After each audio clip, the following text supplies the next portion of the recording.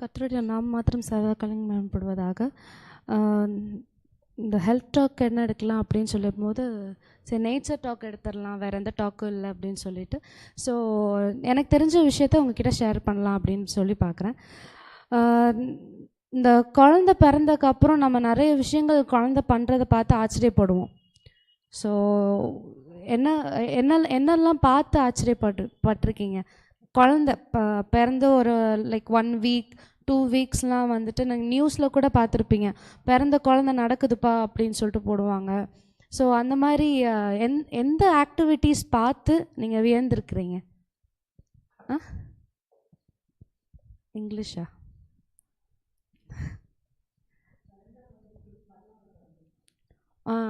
பிறந்த குழந்த வந்து பல்லோட டீத்தோட பிறந்திருக்கு அப்படின்னு சொல்லியிருக்கீங்க. தென் வேறு ஆக்டிவிட்டீஸ், குழந்தையோட ஆக்டிவிட்டீஸ் பார்த்து நம்ம வியந்திருப்போம்.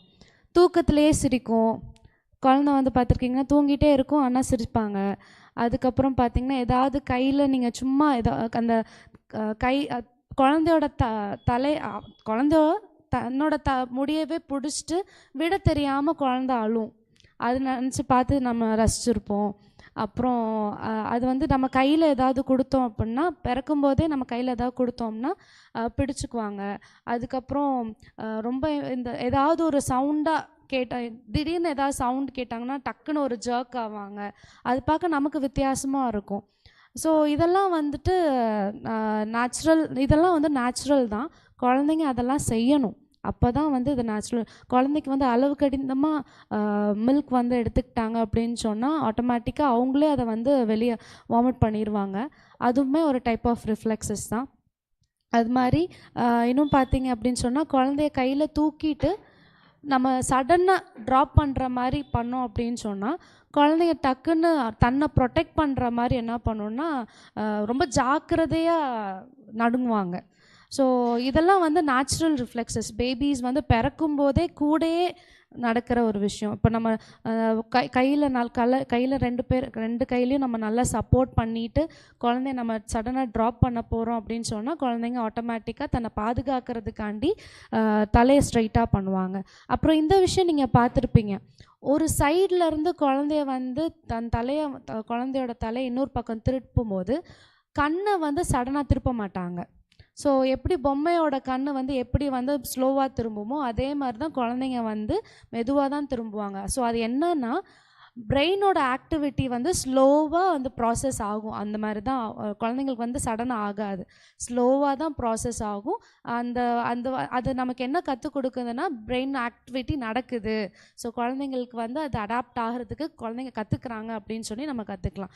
எப்போ வந்து குழந்தைங்க வந்து டேர்ன் பண்ணாலும் ஐஸை வந்து அப்படியே ஃபிக்ஸ்டாக இருக்குதோ அப்போ வந்து சம் ப்ராப்ளம் இருக்குதுன்னு சொல்லி கண்டுபிடிப்பாங்க. ஸோ குழந்தை வந்து சடனாக கண்ணை திருப்பாது, பட் ஸ்லோவாக வந்து ஒரு பக்கத்துலேருந்து இன்னொரு பக்கம் திருப்பும் போது குழந்தைங்க வந்து மெதுவாக தன்னோட கண்ணை வந்து ஒரு பக்கத்துக்கு கொண்டு வருவாங்க. ஸோ அது மாதிரி நம்ம குழந்தையோட காலை வந்து லைட்டாக ஏதோ ஒரு பென் வச்சோ நம்மளோட நகத்தை வச்சோ நம்ம ஸ்ட்ரைக் பண்ணோம்னா, நம்ம என்ன பண்ணுவோம், நம்ம இப்போ காலை வந்து கிச்சு காட்டணும் அப்படின்னு சொன்னால் காலை வந்து இப்படி குறுக்கிக்குவோம். நம்ம வந்து இப்படி பண்ணுவோம், நம்ம டோஸ் எல்லாம் வந்து இப்படி பண்ணுவோம். பட் குழந்தைங்க அப்படி கிடையாது. குழந்தைங்க நல்லா விரிச்சிரும், அந்த டோஸ் எல்லாம் பார்த்திங்கன்னா நல்லா விரிச்சிருவாங்க. ஸோ அதுவுமே ஒரு ரிஃப்ளெக்ஸஸ். நாளடைவில் குழந்தைங்க வளர சொல்லி கொஞ்சம் கொஞ்சமாக மாறுவாங்க. இந்த ரிஃப்ளெக்ஸஸ் இந்த மாதிரி. அப்புறம் குழந்தைங்களுக்கு வந்து பசிக்குது அப்படின்னு சொன்னால், அழுற ஸ்டார்ட் பண்ணுறதுக்கு முன்னாடி நம்ம சில விஷயங்கள் வச்சு கண்டுபிடிக்கலாம்.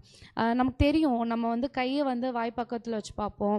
இப்போ எனக்கு காதில் இருந்து வாய்ப்பக்கம் வந்து நம்ம ஒரு ஸ்ட்ரோக் பண்ணோம் அப்படின்னு சொன்னால், குழந்தைங்க ஆட்டோமேட்டிக்காக நம்ம எந்த பக்கம் பண்ணுறோமோ அந்த பக்கம் திரும்பும். இப்போ நான் சொன்னது எல்லாமே நார்மல். இப்போ இதெல்லாமே வந்து நார்மல் பேபிஸ்க்கு நடக்கும். இதெல்லாம் பண்ணுவாங்க. இதெல்லாம் எப்போ வந்து குழந்தைங்க வந்து இந்த ஆக்டிவிட்டீஸ்லாம் பண்ணலையோ, ஸோ அப்போவே நம்ம வந்து புரிஞ்சுக்கலாம் இதெல்லாம் குழந்தைக்கு வந்து அடாப்ட் ஆகலை, குழந்தை வந்து தன்னோட டெவலப்மெண்ட்டில் ஒரு டிஃபெக்ட் இருக்குது அப்படின்னு சொல்லி நம்ம மெடிக்கலாக நம்ம கண்டுபிடிக்கலாம். ஸோ இதில் எனக்கு ரொம்ப பிடிச்சது வந்து இந்த ரிஃப்ளெக்ஸ் தான். குழந்த கண்ணு பக்கத்தில் நம்ம ஏதாவது கொண்டு போனால் கூட டக்குன்னு பேபியாக இருக்கும் போது கண்ணை சிமிட்ட மாட்டாங்க. நம்ம வந்து ஒரு நிமிஷத்துக்கு வந்து 12 தடவை கண்ணை வந்து பிளிங்க் பண்ணுவோம். பட் பேபிஸ் பார்த்தீங்கன்னா அதை விட கம்மியாக தான் ரொம்ப பிளிங்க் பண்ணுவாங்க. ஸோ கண்ணு பக்கத்தில் போய் வச்சாலும் அவங்க வந்து உடனே இப்படி கண்ணை வந்து சிமிட்ட மாட்டாங்க, பயப்பட மாட்டாங்க. அது கொஞ்சம் டைம் எடுக்கும் அடாப்ட் ஆகுறதுக்கு. ஏன்னா குழந்தை பிறந்த உடனே நார்மல் விஷன் அவங்களுக்கு வந்து தெரியாது. ஸோ இதெல்லாம் வந்து நாளடைவில் கொஞ்சம் கொஞ்சமாக குழந்தைங்க நல்ல டெவலப்மெண்ட் ஆகிடும். பேபி வந்து தாயோட வயிற்றில் இருக்கும்போதே பார்த்திங்கன்னா இந்த டெவலப்மெண்டல் ப்ராசஸ் வந்து ஸ்டார்ட் ஆயிரும். ஸோ இதில் நான் என்ன உங்ககிட்ட நான் இதில் பார்த்தேன் அப்படின்னு சொன்னால், ஒரு வசனம் நான் வாசிக்கும் போது எனக்கு ரொம்ப வியப்பாக இருந்துச்சு. ஸோ அதை நான் ஷேர் பண்ணணும்னு நினச்சேன்.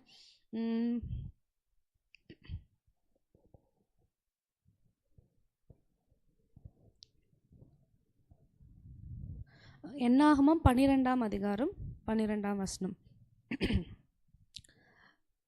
என்னாகமம் 12ஆம் அதிகாரம் 12ஆம் வசனம். என் தாயின் கர்ப்பத்தில் பாதி மாம்சம் அழுகி செத்து விழுந்த பிள்ளையை போல அப்படின்னு சொல்லி ஒரு வசனம் இருக்குது. இது வந்து இன்னும் சொல்லப்போனால் அது அபார்ஷன் அந்த டைம் பீரியடை குறிக்கும். பட் இந்த இதை வாசிக்கும் போது எனக்கு ரொம்ப பயமாக இருந்துச்சு. இப்போ தான் நான் அதை வாசிக்கிறேன். இதை வந்து நான் லேர்ன் பண்ணியிருக்கேன் அபார்ஷன் பற்றி. அது எவ்வளோ அந்த கஷ்டமான ப்ராசஸ், ஒரு அம்மா வந்து எவ்வளோ அந்த கஷ்டமான இந்த ப்ராசஸை வந்து கோ த்ரூ பண்ணுவாங்க அப்படின்னு சொல்லி. இதை வந்து காட் வந்து பார்த்துக்கல, ப்ளஸ் பண்ணலை அப்படின்னு சொல்லி கிடையாது. ஸோ எந்த விதத்தில் சில டைம்லலாம் பார்த்திங்கன்னா ஒரு என்ன ரீசன்னே சொல்ல முடியாது, அந்த மாதிரி ஒரு விஷயத்தில் வந்து அவங்களுக்கு அபார்ட் ஆகிருக்கும். ஸோ இந்த ஸ்டேஜ்லேருந்து காப்பாற்றி நம்மளை வந்து இன்னொரு வசனம் மூலியமாக நம்மளை காட் வந்து பிளஸ் பண்ணுறாங்க. சங்கீதம் 139 verse 13. சங்கீதம் Psalms 139 verse 13. நீர் உள்ளிருந்தங்களை கை கொண்டிருக்கிறீர், என் தாயின் கர்ப்பத்தில் என்னை காப்பாற்றினீர் அப்படின்னு சொல்லிட்டு. ஸோ நான் இப்போ சொன்ன இந்த ரிஃப்ளெக்ஸஸ்லாம் நார்மல் ப்ராசஸ் நடக்குது அப்படின்னு சொன்னால், கடவுள் கண்டிப்பாக என்னையும் சரி உங்களையும் சரி தாயின் கர்ப்பத்தில் வந்து நம்மளை காப்பாற்றிருக்கணும். ஸோ இந்த விஷயங்கள் நம்மளை கேட்கும் போதும், இந்த பேபியோட டெவலப்மெண்ட் பார்க்கும்போது நமக்கு ஆச்சரியமாகவும் ஆசீர்வாதமாகவும் இருக்கும். ஸோ இந்த 2 வசனங்களும் வந்து டிராஸ்டிக் டிஃப்ரென்ஸ். ஸோ ஒன்று வந்து அழுகி அந்த குழந்தை இறந்து போச்சு அப்படின்னு சொல்லி, அந்த கர்ப்பத்தில் வந்து அந்த குழந்தை வந்து இல்லை அபார்ட் ஆயிடுச்சு அப்படின்னு சொல்லி பார்க்குறோம். ஸோ அந்த ஸ்டேஜில் நம்ம இல்லை. ஸோ நம்ம வந்து பிளஸடாக இந்த க்ரோத் அண்ட் டெவலப்மெண்ட்லாம் தாண்டி ஒரு இடத்துல வந்திருக்கிறோம், நம்மளோட இடத்துல ஆசீர்வாதமாக காட் வச்சிருக்கிறாங்க அப்படின்னு சொன்னால், ஸோ ஒன்னாதி அதவே நம்ம வந்து கடவுளுக்கு இம்பார்ட்டண்ட்டான பிள்ளைங்க. ஏதோ ஒரு விதத்தில் கடவுள் நம்மளை ஆசீர்வதித்து அவரோட ஊழியத்தை நடத்தணும் அப்படின்றதுக்காக நம்மளை சேஃபாக வச்சுருக்குறாங்க. ஸோ நம்ம என்ன செய்கிறோம், நம்ம எந்த காரியத்துக்காக நம்ம என்ன கடவுளுக்காக நம்ம செய்கிறோன்றதை நம்ம யோசிக்கணும். நன்றி.